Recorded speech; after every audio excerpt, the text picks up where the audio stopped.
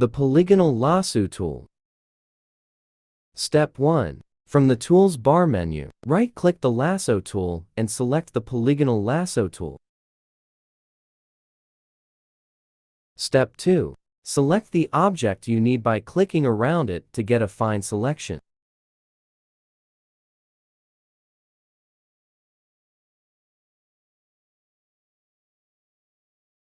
Step 3. To close the selection, left-click twice close to the starting point of your selection. Step 4. Right-click the selection and make a copy of the layer or create a new layer.